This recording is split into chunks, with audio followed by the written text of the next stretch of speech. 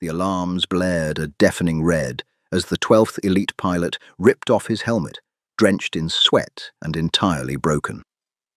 A multi-million-dollar combat simulator had just chewed up the nation's best.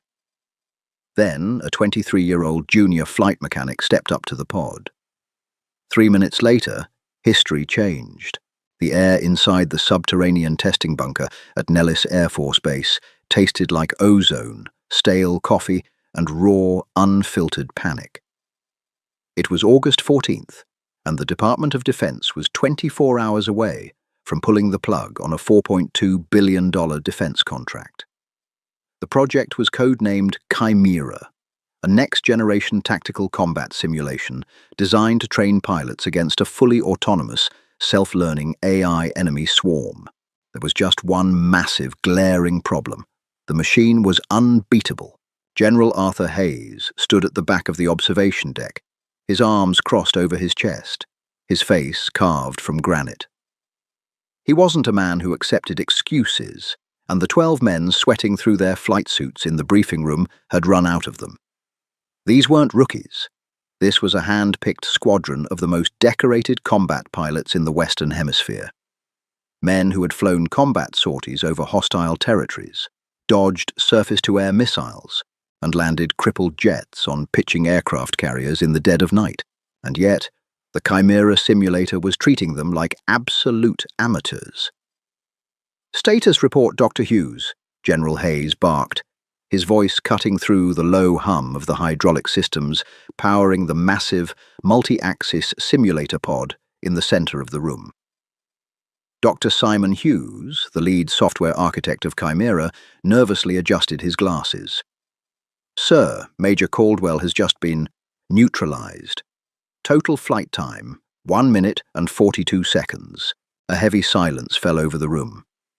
Major Thomas Caldwell, a man who had once evaded 3 radar-guided missiles over the Mediterranean, pushed open the heavy hydraulic door of the simulator pod. He stumbled out, his chest heaving, his flight suit soaked in sweat. He didn't look at anyone as he descended the steel steps. He looked like a man who had just seen a ghost. "It's not flying, General," Caldwell rasped, leaning against the briefing table. "It's predicting. Before I even initiate a high G roll, the swarm is already waiting at my exit vector. It's a slaughterhouse in there." Sitting in the shadows of the observation deck, entirely unnoticed by the brass, was Harper Reed. Harper was 23 years old, slight of build, with dark hair tied back in a messy knot. On paper, she was a junior combat pilot, recently transferred from a frontline squadron in the Middle East, after a controversial, albeit brilliant, maneuver that had saved her wingman but severely violated protocol. The military bureaucracy didn't know what to do with a pilot who was too talented to court-martial but too rebellious to promote. So they buried her at Nellis. Officially, she was assigned to systems maintenance and chase-flight logging. She was the ghost in the machine, the girl who handed the hotshot pilots their helmets and checked their oxygen lines. But Harper had spent the last 3 weeks watching the telemetry data of the Chimera AI. While the men strutted around the base, boasting about thrust-to-weight ratios, Harper had been reading the raw code outputs. "Captain Pierce, you're up," Colonel Harrison Mitchell announced, his voice tight. Captain Declan Pierce stepped forward. If Caldwell was the veteran, Pierce was the prodigy. Arrogant, razor-sharp, and universally considered the best dogfighter in the Air Force. He cracked his neck, flashing a tight, confident grin. "With all due respect to the Major, he flies like a tank. You need a scalpel to beat this thing. Watch and learn." Harper watched from the back as Pierce strapped into the pod. The heavy hydraulic doors sealed shut. On the main observation screens, the digital environment rendered a hyper-realistic airspace over a jagged mountain range. Pierce's digital F-35X Ghost appeared on the radar, immediately flanked by the Chimera AI, a swarm of 12 hyper-agile drone fighters. "Simulation beginning in 3, 2, 1, Dr. Hughes announced. Immediately, Pierce slammed the digital throttles into full afterburner. The observation room echoed with the simulated roar of the engines. Pierce was aggressive. He pulled a brutal 9G vertical climb, trying to force the AI into an over-pursuit.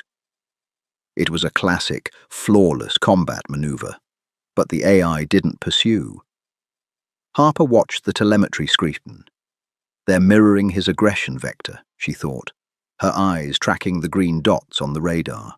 Instead of chasing him up, the AI swarms scattered, calculating the exact trajectory of Pierce's inevitable descent. As Pierce crested the climb and rolled over to acquire a target, the swarm was already in a perfect net formation directly below him. "Damn it!" Pierce's voice crackled over the comms. The simulator pod jerked violently as he yanked the stick hard left, trying to snap roll out of the kill box. He deployed flares, dumped his speed, and threw the jet into a flat spin to confuse the radar locks. It was a phenomenal display of raw piloting skill, but the AI simply tightened the net. Beep, beep, beep! The main screen flashed a blinding, humiliating crimson red. System terminal. Pilot KIA. Time alive. 1 minute, 58 seconds. The observation deck was dead silent. 12 pilots. 12 catastrophic failures. The longest anyone had survived against the Chimera swarm was less than 2 minutes. The minimum requirement to pass the trial and secure the DoD contract was 5 minutes of survival.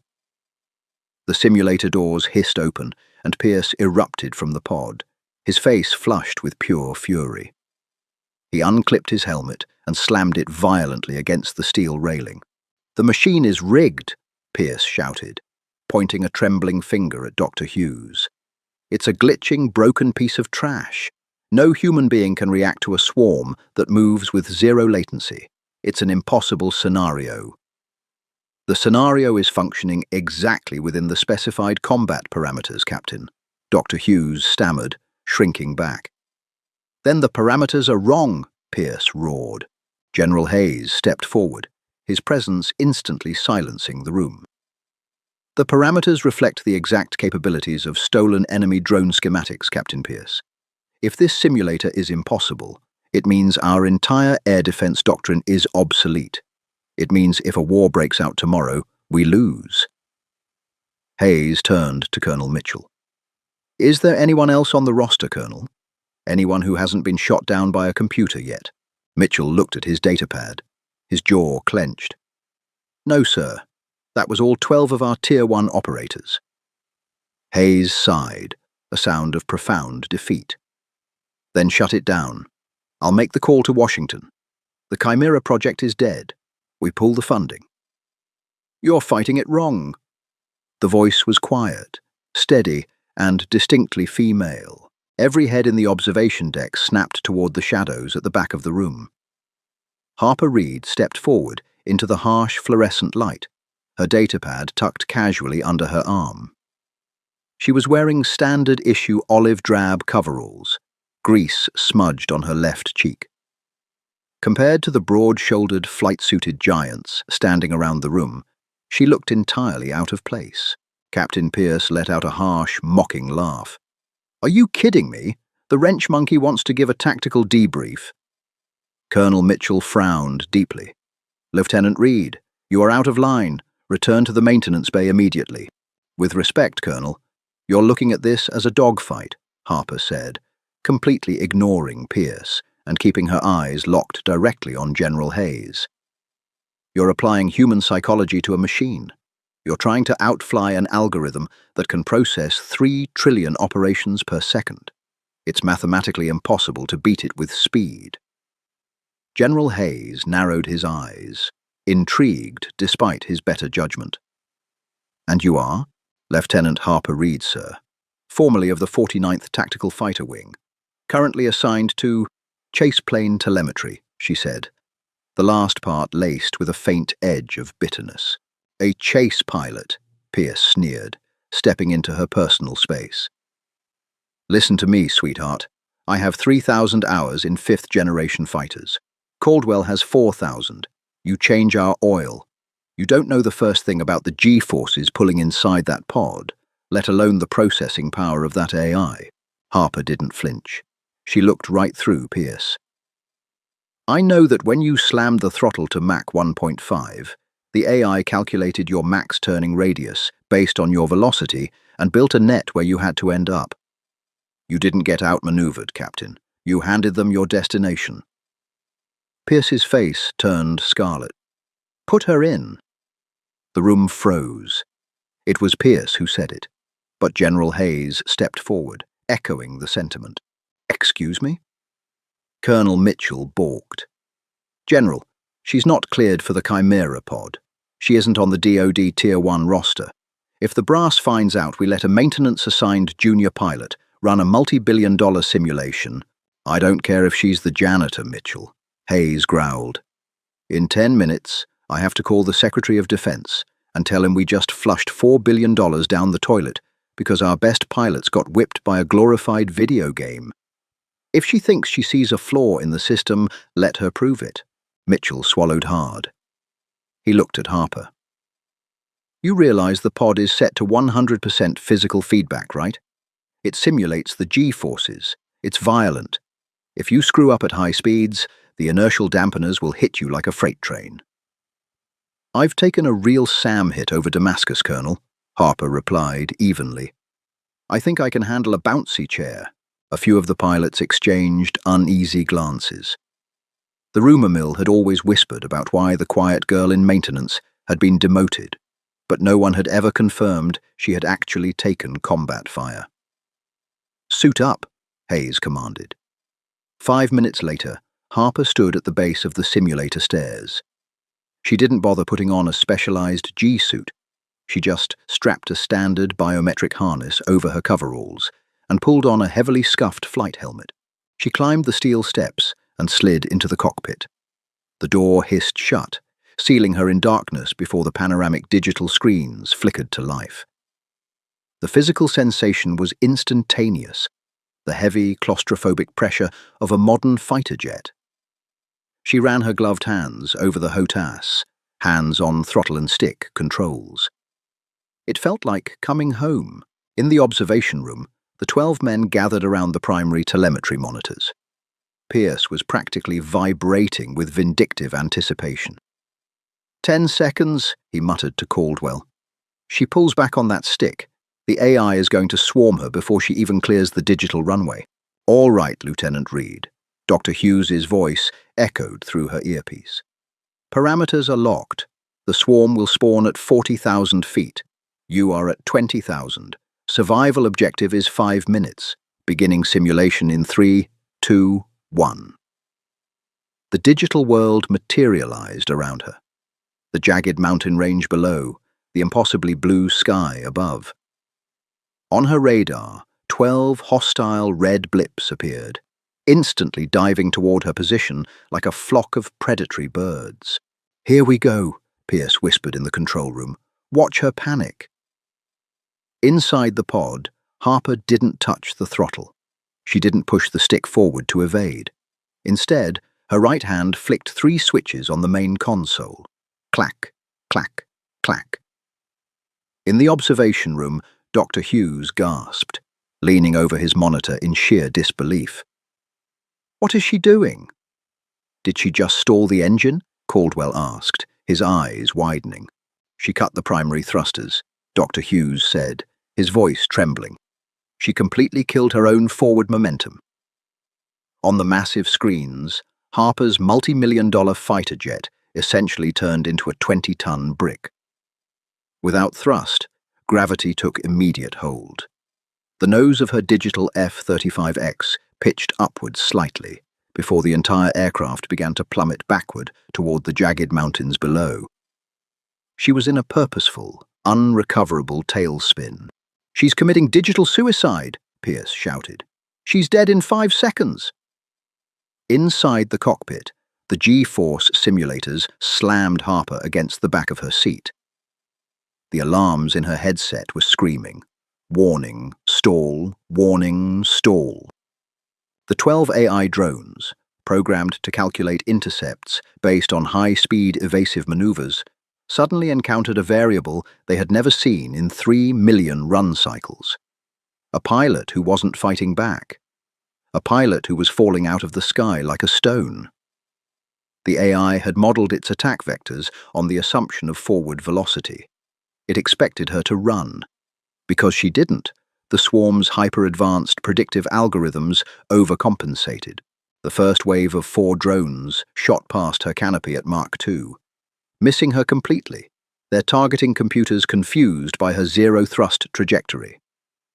Harper's eyes stayed locked on her altimeter. The ground was rushing up to meet her at terrifying speed. 15,000 feet. 10,000.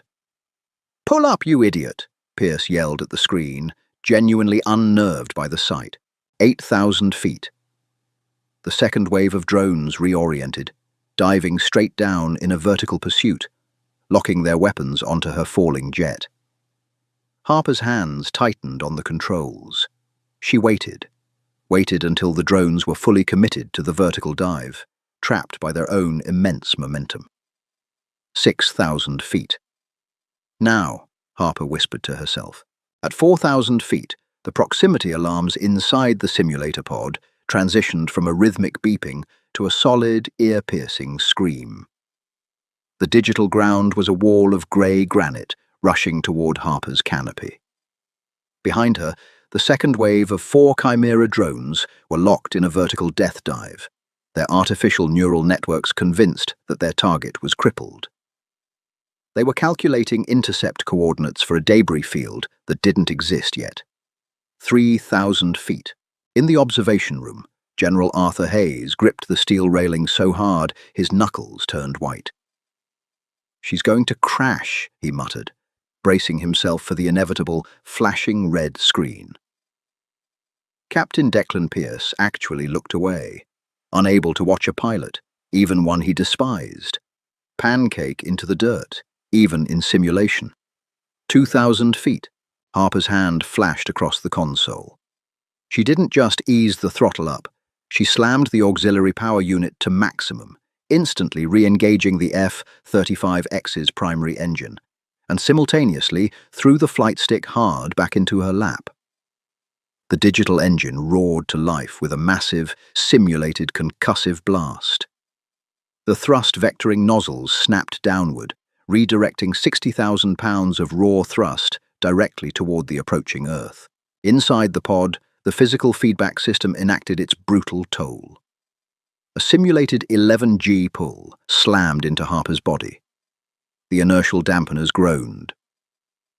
Her vision tunneled, the edges of her sight going completely black as the blood rushed from her brain. She gritted her teeth, forcing out a sharp, rhythmic hiss of air, the AGM, anti-G straining maneuver, contracting every muscle in her legs and abdomen to keep herself conscious. The 20-ton jet arrested its catastrophic fall a mere 500 feet above the jagged rocks, snapping from a vertical plunge into a horizontal tear across the valley floor, stripping the sound barrier in a deafening sonic boom. The AI drones pursuing her, however, were traveling at Mach 2.2. They possessed infinitely faster reaction times than a human, but they were still bound by the simulated laws of aerodynamics. They registered Harper's sudden change in trajectory in a microsecond, their control surfaces violently adjusting to pull out of the dive. But physics is unforgiving. Momentum carried them straight down. On the primary observation screen, the entire room watched in stunned silence as 4 brilliant, fiery explosions blossomed against the digital mountainside. System terminal. Hostiles destroyed. 4. Dr. Simon Hughes dropped his clipboard. It clattered loudly against the steel floor grate. She weaponized their own velocity," he stammered, frantically typing on his terminal to review the telemetry. The AI expected her to try and pull out at 10,000 feet. When she didn't, it assumed a total mechanical failure and optimized for a low-altitude kill. They couldn't pull up in time. She used the ground as a kinetic weapon. "Lucky," Pierce spat, though his voice lacked its previous venom. A bead of sweat rolled down his temple. It was a parlor trick. She's still got 8 drones on her tail, and now they know she's alive. They won't fall for that again. Inside the cockpit, Harper's breathing was heavy and ragged, but her eyes were razor-sharp. Pierce was right about one thing. The Chimera swarm was a learning machine. The remaining 8 drones instantly reconfigured their tactical algorithms. They spread out, abandoning the tight hunter-killer formations that had failed them, and shifted into a loose, unpredictable canopy overhead. They held the high ground, waiting for her to expose herself. "You want to play smart," Harper whispered to the empty cockpit, wiping a drop of sweat from her brow. "Let's play smart." Instead of climbing to meet them, Harper dove deeper into the canyon system. She brought the F-35X dangerously low, so low that the digital exhaust of her jet kicked up a massive wake of simulated dust and river water. She was flying barely 50 feet off the deck, weaving through the twisting rock formations at 700 miles per hour. "Colonel Mitchell," General Hayes said, his voice dropping to a low, intense rumble. "What is she doing now?" "She's cornering herself in a ravine." "She's hiding in the ground clutter, sir," Caldwell answered, stepping up to the monitor, his eyes wide with dawning realization. "The canyon walls are creating a radar notch. The AI relies on pulse Doppler radar to track targets. By flying that low, in that tight of a space, the radar waves are bouncing off the rocks and feeding the AI millions of false returns. To the swarm, she looks like a flock of birds, a rock slide, or background noise. She's essentially invisible. But she's flying blind too," Dr. Hughes noted nervously. "At that speed, in a canyon that narrow, human reaction time is pushed beyond its limit. 1 millimeter of drift on the stick, and she clips a wing." Harper wasn't drifting. She was entirely in her element. This was the exact environment she had flown in the Middle East, navigating the perilous, tight mountain passes of hostile territories, where flying high meant catching a surface-to-air missile. She didn't rely on the digital HUD. She felt the aircraft. She listened to the hum of the engine, feeling the microscopic vibrations of the stick in her palm. Suddenly, she violently pitched the nose up, clearing a massive canyon wall and intentionally exposing herself to the sky for a fraction of a second. Beep, beep, beep. The radar lock-on alarm blared. The AI instantly spotted her. 2 drones peeled off from the high-altitude canopy, diving aggressively to intercept the brief radar blip. But as soon as they committed to the dive, Harper inverted the jet, pulling straight back down into the adjacent ravine, instantly vanishing into the radar clutter once again. The 2 drones, stripped of their target lock, leveled out inside the canyon, scanning frantically. They were now in her house. Harper had cut her speed drastically, hovering in a wide pocket of the ravine like a trapdoor spider. The moment the 2 drones blew past her position, searching for a high-speed target, Harper slammed the throttles forward. She slid perfectly into their blind spot. Target lock. She squeezed the trigger. 2 AIM-9X Sidewinder missiles ripped from her wing hardpoints, spiraling through the narrow canyon and annihilating the 2 drones in a brilliant flash of digital fire. System terminal. Hostiles destroyed. 2.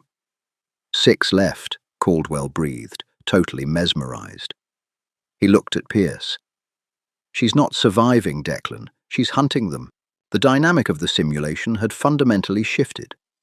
The Chimera AI, designed to aggressively overwhelm its opponents, was suddenly experiencing something akin to digital hesitation. It had lost half its swarm in less than 2 minutes. The machine learning protocol rapidly processed the data. Aggressive pursuit resulted in casualties. The new protocol dictated a defensive perimeter. The remaining 6 drones pulled out of the canyons and formed an impenetrable, perfectly spaced circle high above the mountain range. They were establishing a kill box. If Harper tried to climb out of the canyons to engage, she would be hit from 6 different angles simultaneously. "Time check," General Hayes demanded, pacing the deck. 2 minutes and 10 seconds, General," Dr. Hughes replied. She just has to stay in the canyon for another 2 minutes and 50 seconds, and she passes the DOD baseline trial. She's not going to hide, Colonel Mitchell said softly, recognizing the absolute, undeniable predator's rhythm in Harper's telemetry data. She's going up. Inside the pod, Harper analyzed the radar screen. The drones were waiting. The canyon was safe, but fuel was burning, and playing defensive against a supercomputer was a losing game. Eventually, it would calculate the exact shape of the ravine and drop precision munitions. She had to break the net. "All right, boys," Harper muttered. "Hold on to your stomachs." She yanked the stick back, sending the F-35X rocketing out of the ravine in a perfectly vertical climb, screaming straight into the center of the AI's kill box. Instantly, the 6 drones collapsed inward. 6 missile lock-on warnings screamed simultaneously in Harper's headset. The radar screen was a solid wall of red. "She's dead," Pierce whispered. "There's no physical space to dodge 6 simultaneous locks." Harper knew that. That's why she wasn't going to dodge. As the 6 missiles closed in from all sides, Harper reached over to the main avionics panel and flipped a highly restricted, red-striped toggle switch. FCS, override, manual unlocked. She disabled the fly-by-wire computer. Modern fighter jets are inherently aerodynamically unstable. They require constant, micro-adjustments by an onboard computer just to fly straight. Turning off the flight control system at Mach 1 was the equivalent of taking the steering wheel off a Formula One car mid-corner. The jet instantly, violently snapped out of control. It pitched, rolled, and yawed in a chaotic, unreadable, completely non-aerodynamic tumble. It looked like a dying bird, violently seizing in the sky. "What happened? Did the simulator break?" Hayes barked. "No!" Dr. Hughes yelled, his hands flying across his keyboard. "She disabled the computer. The jet is in a ballistic, chaotic tumble. The AI's missiles, they track based on predictive flight paths. But you can't predict a target that has no flight path." The 6 missiles, expecting a jet flying in a controlled vector, shot straight past the violently tumbling F-35X, detonating harmlessly in the empty airspace. Before the jet could tear itself apart from the aerodynamic stress, Harper flipped the FCS back on. The computer shrieked as it instantly stabilized the aircraft, slamming Harper with another brutal 9G deceleration. She was now sitting dead center in the middle of the drone formation. The drones, having just expended their ordnance, were momentarily vulnerable as their systems cycled to guns. Harper didn't hesitate. She threw the jet into a flat, horizontal spin, depressing the trigger of her 25mm rotary cannon. It was a move straight out of a chaotic barroom brawl. A continuous spray of high-explosive incendiary rounds swept in a 360-degree arc. At that proximity, evasion was impossible. The raw analog spray of bullets shredded the fragile control surfaces of the hyper-advanced drones. One by one, the red blips vanished from the radar. Boom, boom, boom. 3 drones fell from the sky, trailing thick black smoke. The remaining 3, their formations shattered, and their algorithmic logic loops totally overwhelmed by the chaotic, suicidal nature of the human pilot. Scattered in a desperate attempt to reset, Harper wouldn't let them. She ignited the afterburners, picking them off one by one in a relentless, punishing pursuit. She didn't use finesse. She used raw, overwhelming aggression, staying inside their turning radiuses, punishing their sterile, mathematical maneuvers with unpredictable, jagged human instinct.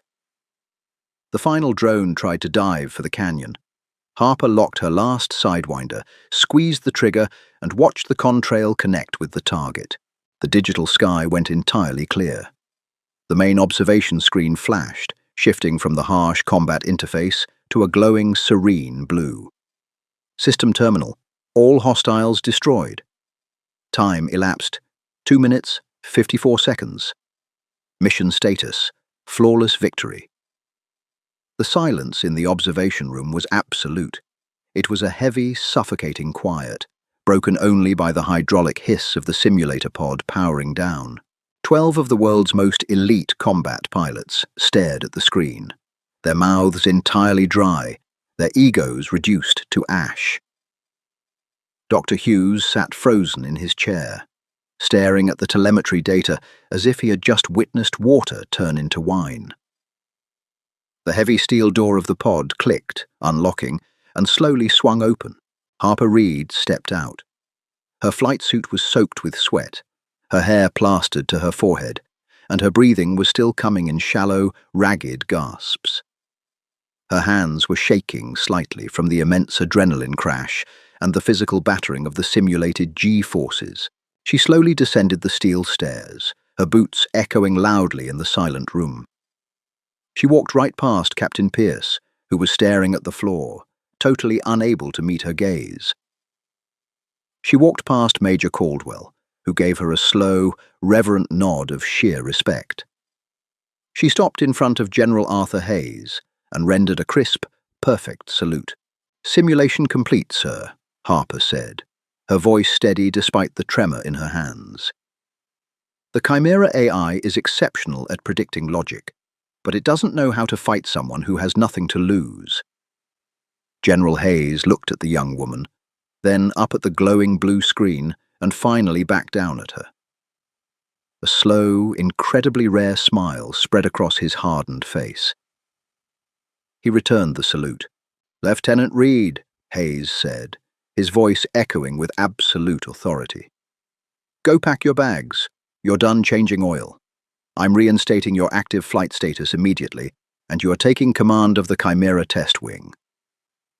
He turned to the room of stunned, silent men. "Gentlemen, class is dismissed.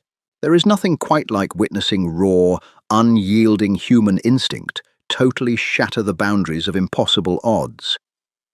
If you loved this intense, adrenaline-fueled story of a brilliant mechanic proving the elite brass wrong, make sure to hit that like button, share it with your friends to spread the inspiration, and subscribe to our channel for more high-stakes, real-life drama and untold stories of extraordinary heroes.